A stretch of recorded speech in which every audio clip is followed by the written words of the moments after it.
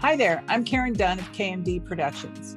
From the equipment manufacturers to the engineers to the business people behind the scenes. Over the years, every member of the pro audio corner of the music industry have become family to me, and it's my job to bring the whole eclectic crew together. Each episode, I'll introduce you to one of these characters and open a window into my world of creating community in pro audio. Thanks for tuning in to One and Dunn. Hi, everyone. Welcome to a new episode of One and Dunn. Our guest today is John Mlynczak, the CEO and president of NAMM.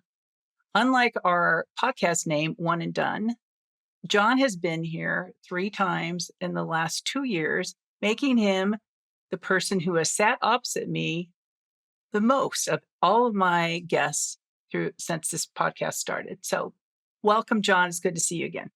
Welcome, Karen. Thank you so much. 3 times. I didn't know I was the most sitting across from you. Yeah. When I interviewed you initially, we talked about what your expectations were of the job.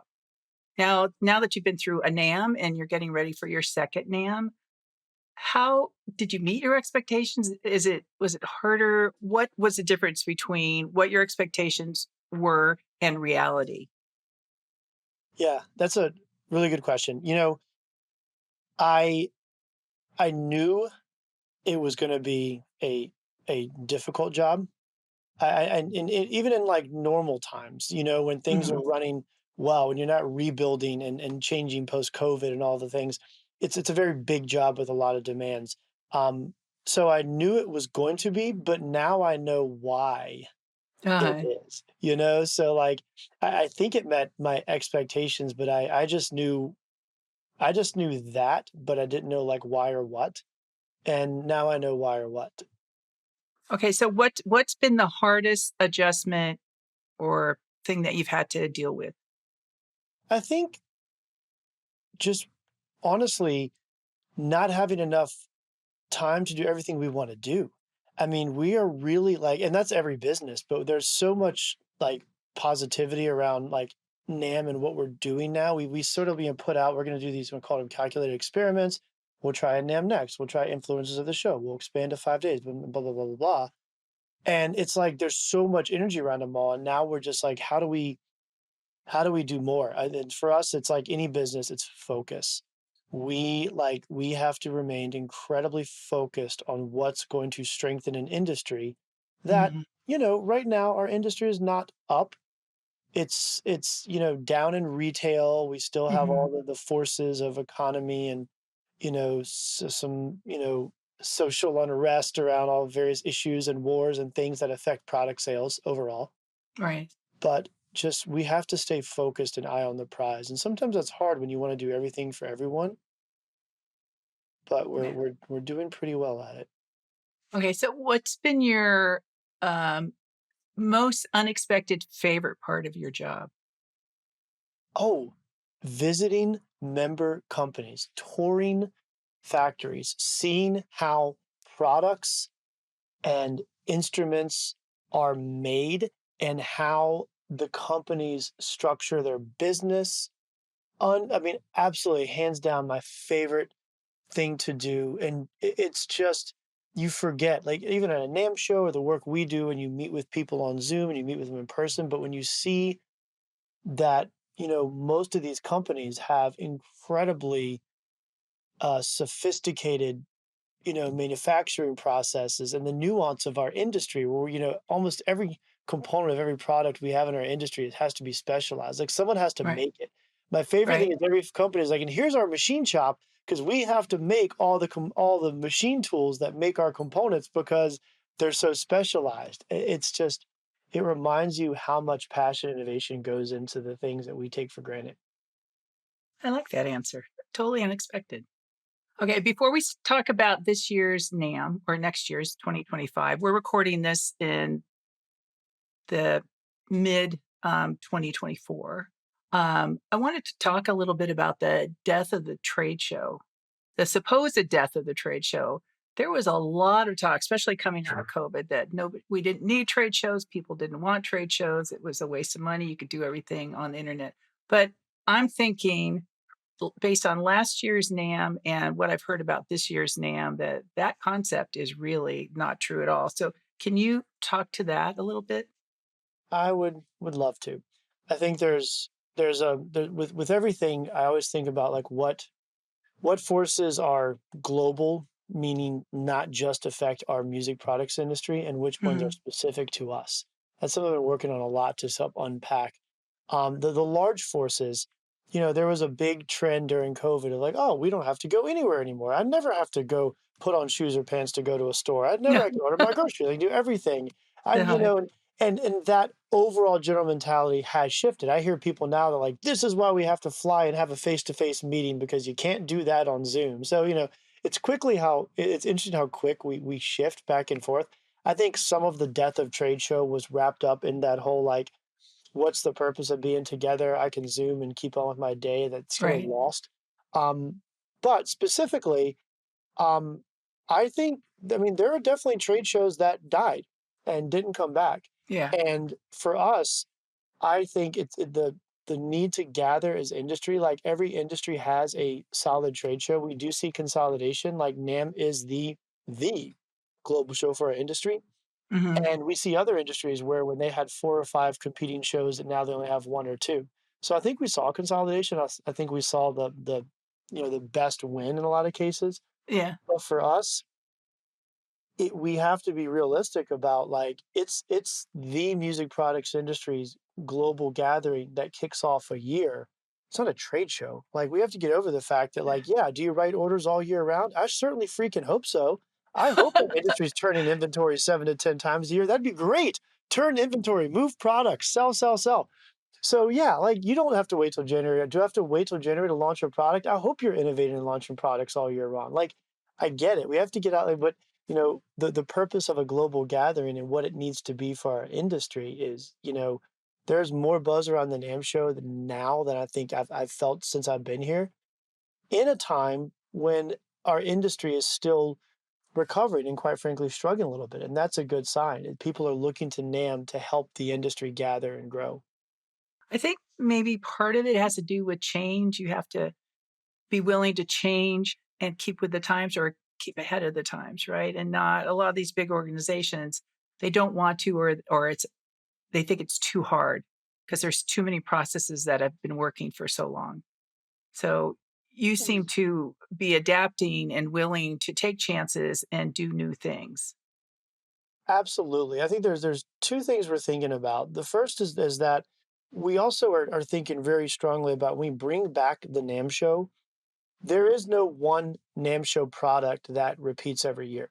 And I think that's a message to the industry. Like the 2025 NAMM show is catered to the needs of companies in 2025. It kicks Mhm. off January and we look ahead. The NAMM show is how every other company uses the NAMM show. It's a springboard to the future success of your year. That's the 2025 show. The 2026 show will be what the industry needs in 26. It's almost Mhm. like, I'm in California now. It's almost like wine vintages. There is no one NAMM show. There's the 2025 edition, the 26 edition. Right, And we right. challenge ourselves every year to create that. And every year, our industry needs to look at it and say, okay, what do I need? What do we need to do in a global gathering to create success for our brands and our industry this year? I think that's what's going to keep us all in check is we shouldn't get comfortable. NAMM shouldn't. And the way people approach the NAMM show, none of us should be comfortable. We have to innovate quicker than Right. ever. Yeah. And I think that's a really, really important piece of what we do. Okay. Um, I want to talk about this when we're talking about what's going to be new at NAMM, but I want to bring this up now. NAMM has really embraced or seems to have embraced the influencers and bringing them in and having them be part of NAMM. So trade shows used to be like the very old model was manufacturers be there, people come in, they'd write up orders. And then like in the mid 90s with internet, they were able to do a lot more online. They could announce new products online. They didn't need a trade show to be able to do that, right? And then they would come to the show and they'd be able to see the product, touch the product, listen to it, and then decide what they want to order at that point, right? So, how do influencers play in what this version of NAM is? And why is it so important for you to get the influencers in? Right. Because I think, I think you hit on a lot of points in your question too. Just the evolution of the need of a trade show. I mean, our trade show needs to create global brand demand. There's a week, the expansion of the show, like NAMM week, is when the world looks at every musician, anyone involved in music is looking towards NAMM through social media, either at the show, but the millions who are not at the show, thinking about what is new, what is hot, what is relevant, who are the brands, what are they doing? Like it's that buzz. We have to create brand demand. And in fact, I think our number one job is creating brand demand. And then the meeting, if that's there, then transactions and sale, everything else flows from that. Right. And so, the influencers are there for a lot of reasons. Like, what is that channel? We think about, should we do a NAMM live channel? Should we do more live streaming on the NAMM app? We've actually backed off that strategy a little bit. I mean, we still have NAMM Plus. We still have the big sessions live stream. They're going to be available after the show on NAMMU year round. There's all that happening. Having said that, we're now focused on the thousands of influencers at the show that have the combined reach over 100 million followers telling that Wow. story to the world. Like Uh-huh. that's where you get that like incredible brand demand. So we're focusing on that and really, giving them the world to help tell our story.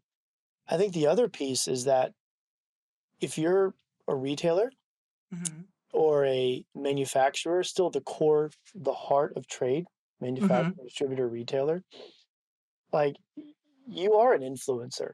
Like manufacturers and suppliers have to create influence on their product. They all employ influencers. Retailers are purchase influencers to consumers. So like it's not either or. Like we need to combine this because if you don't think of yourself as an influencer and you're a manufacturer or retailer, like you need to real Hmm. fast. Yeah, that's very true. The other thing I've noticed, the trend is towards more experiential experiences. Hmm. So typically trade shows are booths, demo rooms and booths. So has NAM embraced that? And how do you get manufacturers who are used to having a booth space and just show their product to get more current with what people are looking to experience? Yeah, it's actually the opposite for us. It's our manufacturers that are pushing us to give them different types of spaces. We have a lot of brands, and I think this is manufacturers staying, on trend of what the industry, what they need to do, Hmm. what they want to get from the NAM show. But I also think it's due to consolidation. You have a lot of companies, and again, I don't like to name specific companies on these, but you can think of most of Why them not? that you have a lot of companies that have multiple lines, and they realize that like what, like I need to tell my brand story and my story in my way, and it's better told in a room that I can gather people to control the narrative. And I'll use fine. I'll pick one, and again, I Okay. love everyone, but I'll pick Roland for example. So Okay. Roland, you have synth, you have DW drums, you have Boss pedals, you have keyboards. You have these four distinct categories. And of course, you have software, everything else, Roland Right. does, Roland Cloud, everything. Like, how do you tell that brand story? Well, when Roland comes in and takes three rooms on the second floor and creates like a brand story showcase and creates a special room to have meetings with their key distributors and retailers, et cetera, and creates a studio to tell the story of what's happening at NAM, like showcasing, Roland's, products that Right. can do that. That tells their brand story. And they, we had, months of conversations crafting what that looks like. And we've done the same with many other companies, including like Hmm. in music and others. And you'll see the reason the second and third floor of the NAM show is pretty much all brand experience rooms is because that's what companies want to tell their story. And we're so happy, like stretch us. I love the challenge. What are the most unique um, things that are happening right now that you've heard from manufacturers that they're going to be doing? A, And you a, don't have to mention names, just what type of events are they thinking about? a lot of content channels. I mean, we're embracing influencers because everyone is. And so, we'll have our you know, in NAMM influencers, but also we have a lot of the influencers at NAMM are now being registered by brands. We actually changed the badging so that brands can register influencers and you can be a media influencer badge associated with a company. Traditionally, it was like red badge, you're with this company. I think Right. blue badge or green badge, you're with media. But we had to evolve. So just so much content going out, and I think it's really really good. And I think again, millions and millions of people will be able to follow the story of NAM That's through their awesome. favorite brands and through their favorite influencers. Um, the artist roster is lining up, I mean, just beyond exciting. I think people are realizing more and more with the push of influencers that what's going to draw eyeballs on that. Well, Mhm. products are beautiful, but when they make sounds with really amazing artists, in front of them, they draw a lot more eyeballs. Yeah. So it's going to be an artist influencer showcase of products in a huge way. So I saw today, I was talking with a client. We had a meeting and I hadn't looked at the show floor for a while. So it's a pro audio um, company and they're up in the second floor and they have a demo room. So this is their third year that I've worked with them that they're up there. And I looked at the floor map and first year we were up there, there was like some, and there was the big wide open space in the middle. Last year, more booths. This year, it's completely packed. So I'm assuming this means that NAM is back. So why don't you talk a little bit about are those companies that people talked about last year that didn't show, even though last year was better, there were still some major companies that didn't come. What's it looking like this year? Because it sure looked good based on the diagram I saw. I mean, I will say, without you know, fully qualified, like everyone is back. I want to say everyone is back. I can't think of a single brand that we've been talking to that has said no NAM show. And again, and with full respect to everyone who decided not to exhibit last year, like they were at the NAM show. They were there. I met Mhm. with them personally, and I said that, look, you're here. Let's meet. Let's talk.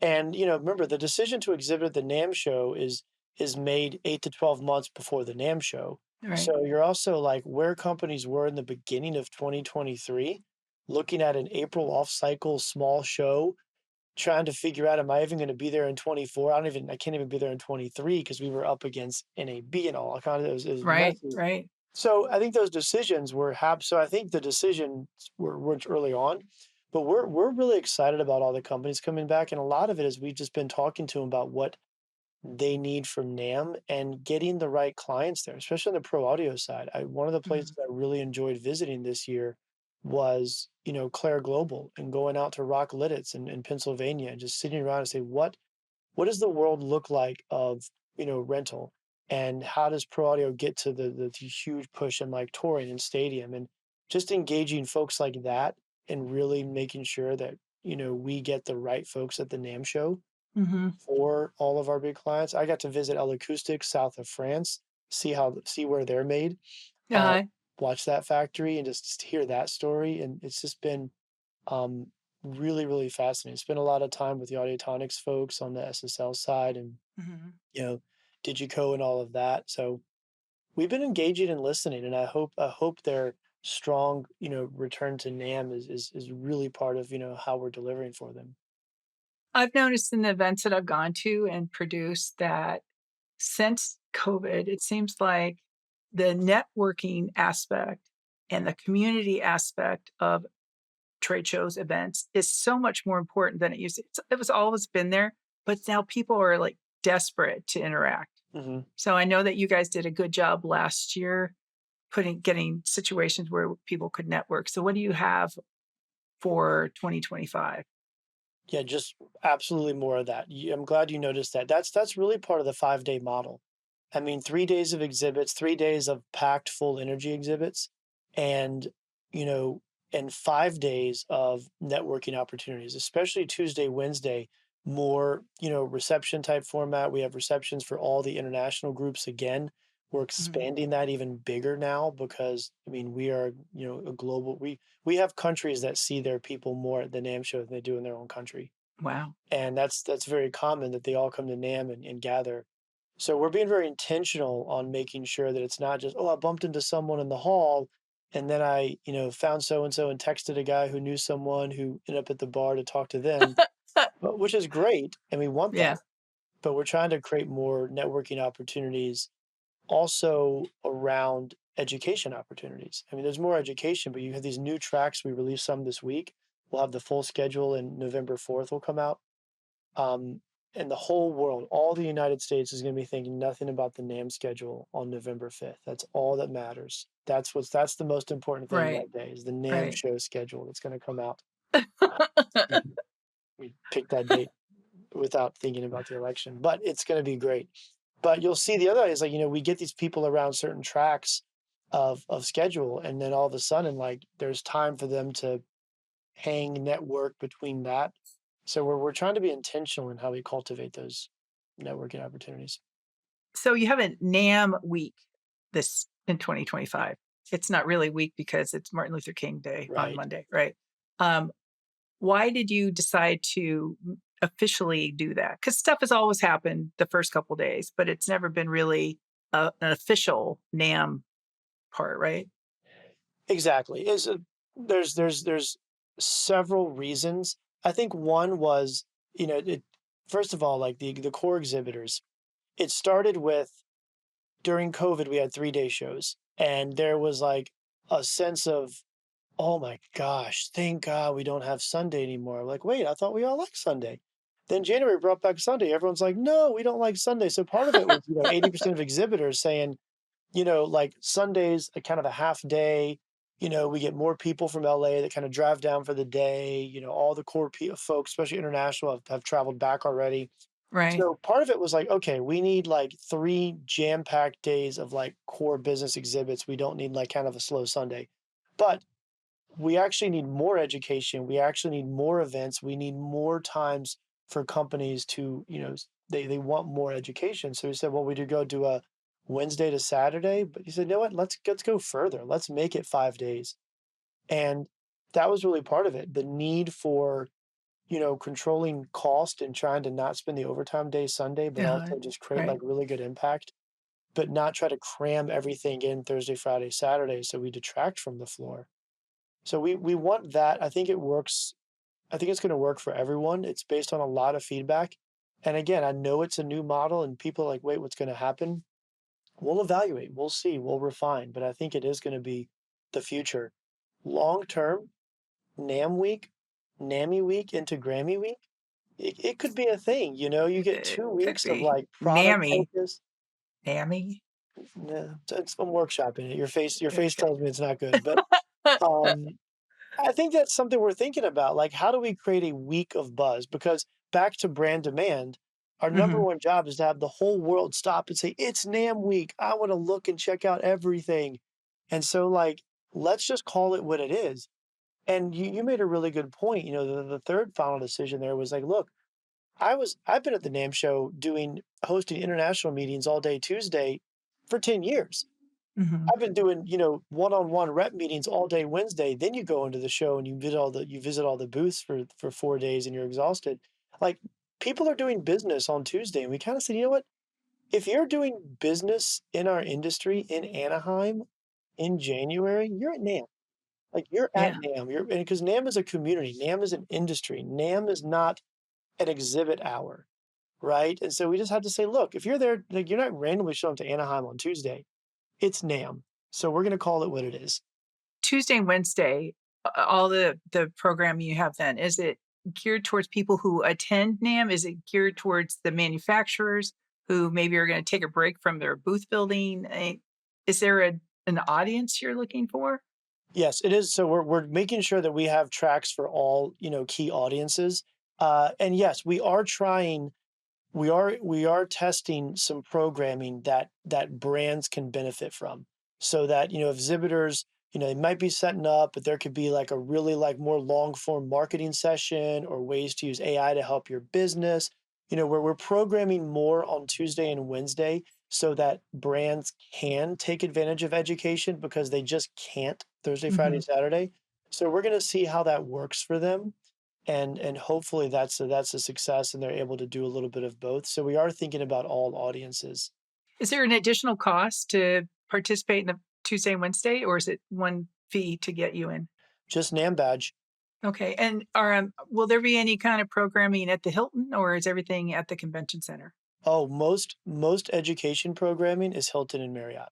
The Okay. conventions, yeah. I mean, and that's another thing too. There'll be a little bit of like the space is going to look a little different than maybe people are used to, even like before the past 3 year shows. But we've had to reinvent a lot of the space. All the big breakfast sessions are back in the Hilton ballroom Right. because the third floor is now all product experience rooms. All education is going to be throughout. Even some of the tracks that have traditionally always been in the convention center are going to be in the Hilton and Marriott because Wow. we are just busting at the seams with products and brand experiences in the convention center. So are you sold out booth space? I mean, look, we'll sell a closet on January 20th. So like we're never sold out. If you want to exhibit at NAMM, please contact us right now. We will find you. We will make sure everyone in our industry has opportunities. So we will not sell out, but we're running out of premium space. I'll tell you that. And what's your expected attendance? We're shooting for 75,000. And I think the other thing that's interesting, I will say back to the new area, Hall E is reopening. That's a little, Hall E reopening. There's a little bit of like folks that are like, I don't want to be down in the basement. They got moved up. So we're having a little bit of like figuring out, but Hall E is going to be also a quiet zone, like for folks that want to do meeting Oh, rooms or nice. more like meeting areas. So we have some Uh-huh. new experiences there. So Hall E will take a different effect than what it was before, which we all kind of know what Hall E used to be. But we're reinventing that. To your question about attendance, 75,000 is what we're shooting for, but I will say that we're really focused. The number one metric that, and actually we have our strategic plans at NAMM. We just October 1's our new year, so we just put forth internally for the board. Our number one metric for the show is customer satisfaction. Is the folks there filling out the post-show survey Uh, results and letting us know that we got it right. And the industry is so used to like the success of a show because the trade show industry loves big, big, big. For-profit sure. trade shows profit by maximum, the maximum size, Right. maximum FOMO, all that. We're not thinking that way. Not that we're trying to make it, turn people away that need to be there, but the quality of the NAMM show is about every brand saying, I saw everyone I needed to see, and saying, I wasn't interrupted by people I don't need to see. And of course, we have lots of people at the NAMM show, and that's part of the energy. But we're really focused on like, do we have the depth of every audience there? If that's 90,000 people eventually, great. If that's 68,000 people, great. Because no one at the NAMM show sees 75,000 people. They Right. probably see like the 500 that they really, really, really need to see. Our job is to make sure everyone sees their 500. I sometimes feel like I'm surrounded by 75,000 people, though. Yes, it is. It is a lot, and I think we're trying hard to think about not like 75,000. I've said this last year, and it actually was really good for us to think this way. We think of like 75 1,000 person communities, and that's when you start. We go down community by community and say, okay, string bowed instruments. Are they seeing? Do we have the right luthiers? Do we have the right repair? Do we have the right dealers? Do we have the right distributors? Do we have the right suppliers? Do we have? Oh, okay, great. And we'll go down every single nuanced segment because that's what really matters. All right. So I Right. feel good Yeah. about the numbers. I feel good about the size, but I will say the way we're looking at square footage and attendance, those are good metrics, but the real metric is customer satisfaction. And honestly, is the whole industry there? Like if you're top 200 company, I have the music trades on my desk somewhere, like the top 100, top 200 companies in the industry. I Hmm. took that and went right down. And I was like, are you there? Are you there? Are you there? Are you there? Were they all there? Are they all They are there? now. Okay. Good, good, good. Okay. My favorite part that I know about NAMM is the Creators Lounge. I am super excited about that. So can you talk a little bit about what that is and why you decided to do that? Yes, the Creators Lounge, we recognize that all these influencers that are coming, the top tier of influencers have a certain expectation. The success of a top tier influencer and content creator that has over 1 million followers, you know, they have a brand, they have an image, they have a style. We've moved far beyond the I have a cell phone and a fuzzy mic in a booth. Hey, I want to do a quick thing. And there's nothing wrong with that. That's kind of an exciting quintessential NAMM Right. piece. Right. But there's a level of content creator that's not good enough for them. And we have to create an experience for them that is going to make them feel welcomed, feel like we get them, give them a space to create content that looks unique. Because I mean, they're competitors too. Content Right. creators are competing to make content, so we have to give them an opportunity to compete, and we need them to be on site pushing content up in as close to real time as possible and not, running SD cards back to their hotel room waiting for things to upload type thing. So Right. the Content Creator Lounge is about speed, it's about vibe, it's about showing a top tier community that we get them and appreciate them. We model this like after the South by Southwest YouTube houses, like that. So the vibe you have there, we wanted to make sure they had studios. We wanted to make sure that they had different products. And we want to make sure that we allowed members and brands to get in on the action and like show them that they're supported. So it'll be cool. Big room, That'd two be great. studios. We have brands doing takeovers, talking to them. We have, full hardline internet, quick upload. We'll have a schedule of content creating throughout there. And that room is exclusively for people that have 1 million or more followers, and we Wow. probably have 700-ish signed up already. We're That's gonna have to great. limit capacity at some point. That's very cool. So I've talked about a couple things that I know are new coming for 2025. What else should people know about that will get them even more excited about attending NAMM? Um, you know so much already. I think the artist game is really important to us, and we made a conscious decision with the influencers and the 5 days, and just to highlight back to the vision of making it like NAMM week and the world looks at products. We realize that we need some star power, and we've always had it, but we need to be more active. So can't make the announcement right now because it's Oh, gonna be come announced in on. November. I'm embargoed. We're all Oh, embargoed. you can announce it because this won't come out till the beginning of January. This comes out You the can announce beginning of it. January? Yeah. For real, for real? Yeah. Are you sure? Yeah. Well, it'll be announced. For real. Oh, well, if this is gonna come out in January, Because we were going to do then it closer to NAMM. oh, well, if this is coming out in January, then yes, we will have Friday night headliner John Batiste on stage. Like, Whoa. thanks to Yamaha, and we've been working really hard to get like awesome, like, and right now I don't know yet, but we're trying to get him Thursday morning. We have other artists we're talking to, but the people we're talking to right now are like A list. We're talking to Jacob Collier's team. We're talking to like a lot of folks that we're going to have there, but have all around campus in a really cool way. Some surprises up our sleeves for the grand rally for music education. That was moved to Saturday morning last year and turned out to be, wildly successful due to the students and Victor Wooten and the amazing the string group we had. It's turned into sort of a music. It's actually turned into like truly a rally. It's just music and inspiration about why we all gather to support music makers. That's going to be awesome. I don't know what the Grand Rally is. I've never been. So can you explain to me what that is? Yeah, so the Grand Rally for Music Education was started, by our foundation a long time ago, and it's always been an event that's like in an afternoon, usually Sunday afternoon somewhere, and it's an amazing event. I've been I've sponsored through Hal Leonard before. It's been great. It's always been preaching to the choir. It's been all like the music ed advocates in a room talking about music ed, and we made the decision last year for a number of reasons to say we're going to put this thing on Saturday morning.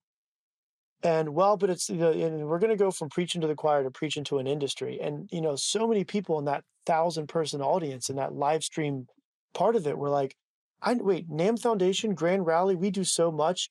It turned into be this incredibly like uniting uh, piece. And we're so happy that the industry embraced it. So the grand rally is now a core piece of like what happens in the morning sessions at NAMM, and nothing unites our industry better than realizing that like we do all of this to support more music makers globally, and that's the Right. message. And it's just going to be really inspiring. I think it's the perfect last day kickoff.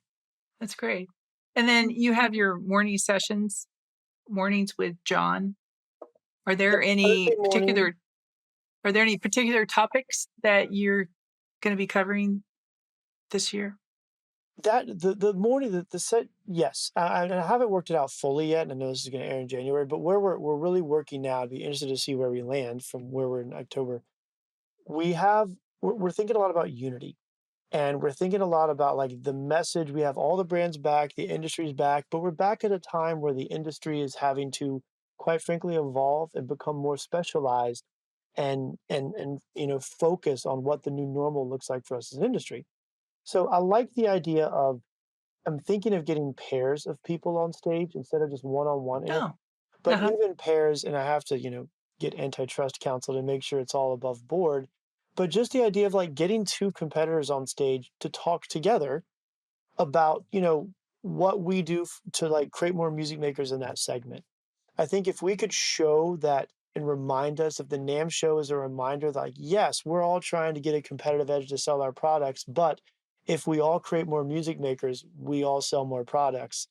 Like, we need to kind of bring that piece of unity, and that's what unifies us. So my brain is all around unity. This year we have everyone at the show. How do we demonstrate the power of having everyone at the show? And how does that make a stronger industry for 2025? Right. That's good. I like that. I like that a lot. I've seen that in practice, different panels where there'll be competing studios talking about their process, and it benefits everybody and doesn't really take away from an individual. So it's not like someone's going to be able to take what you've just said and do it exactly the same because you're bringing you into it also, right? So I think that's it. I think that's great. I love that. Yeah, we'll see how it Um, turns out. yeah. Uh, Anything else that we should know about? Well, first of all, is registration going to be an easy process It's been open, it's been easy, we rocking and rolling. You should be smooth sailing.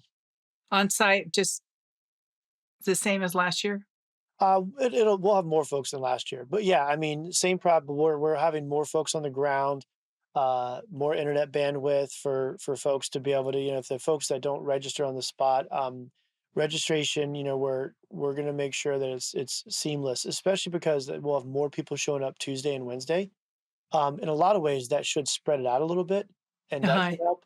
Oh, But that's true. we'll have Yeah. more boots on the ground, and we'll have more team working on that. The best thing people can do, register ahead of time. Do you know Yeah. that 25% of people register within a week of the show? Registration lines are long because people show up and say, "Where's my badge?" And we say, "Did you register?" "No, I didn't register. I've been coming for 20 years." Do you know that 22% of those people have my phone number and either call me or text me and say, can you get me a badge? Yes. That last week. Oh yeah, and they also do it to our entire team, which means that like our a core part of the NAM team, which we're happy to do and we love you, but we're having to do customer support, last minute emergency customer Yeah, it's support, crazy. and it detracts a lot of team members from being able to prep for other things at the show. So we Yeah. actually staff up, temps, everything else. Register ahead of time. Walk into the NAM show with your registration link already emailed because you've already registered. Please. That's my wish for the industry. Call Karen Okay. like 2 weeks before the show, because once we're on site, we're Uh-huh. working off cell phones and temporary Oh, yeah. offices and everything else. If you call us like in December or like the first week of January, we can do a lot Yeah. more, a lot Yeah. That'd faster. be great. Okay. Well, last word you want to say about NAM, why people should go, why it's the best. Oh, no, see, now we're going to go back to this. You want to talk about award shows. There's like, you have 4 different award shows. Of course, the tech awards are the best and everybody should go to those. Of But do you course. want to, I which mean, we're is, the product show. it's, Tech Awards, the quintessential award in music products, so So I that's think Thursday night. Thursday night. So, so, what other award shows do you have? Right. So we have Tech Awards Thursday. We have Parnelli Friday. Great. Obviously we love working with that group and we appreciate that. We're awards the people in their industry. We have She Rocks Saturday night. Phenomenal. That's kind of the big, push energy, all the way through Saturday. We have Top 100 Dealer Awards also happening Friday. So we'll have kind of two things going on. And I think we're awarding the right folks. We're awarding the technology and innovation of the products. We're awarding the top retailers in our industry. We're awarding the people behind the event space, and we're empowering females, and we're awarding the females that make our industry rock. Yeah, I like that. Okay, now I'm not going to ask you this again and interrupt myself.